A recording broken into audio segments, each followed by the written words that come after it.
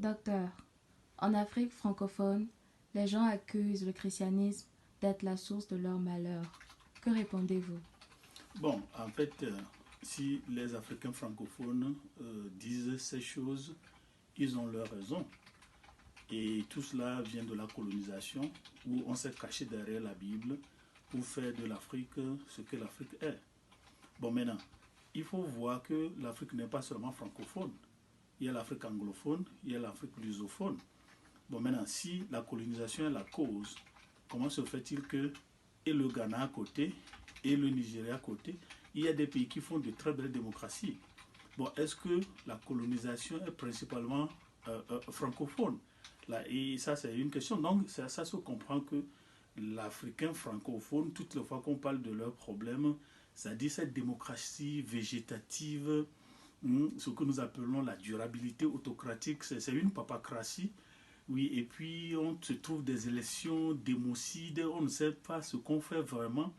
Bon, les gens accusent le christianisme, et c'est à raison, mais aussi à tort.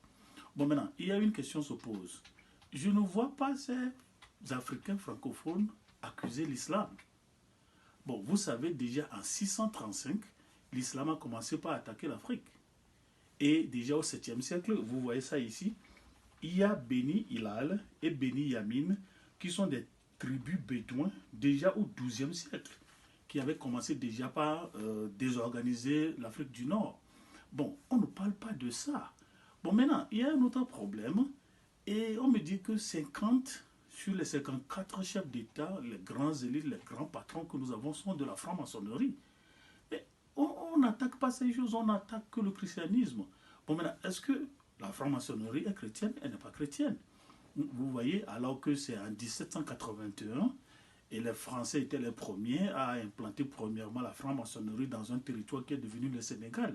Bon, maintenant, les Africains, pour cela, en appellent, ils ne rejettent pas le christianisme, hein, mais ils demandent un christianisme à l'africaine. Bon, un christianisme à l'africaine, c'est une tautologie, parce que Jésus-Christ n'est d'aucun pays. Donc voilà ce que moi je dirais à l'Afrique francophone que, bon, christianisme d'accord, et que disons-nous de l'islam, et que disons-nous de la franc-maçonnerie? À chacun de répondre.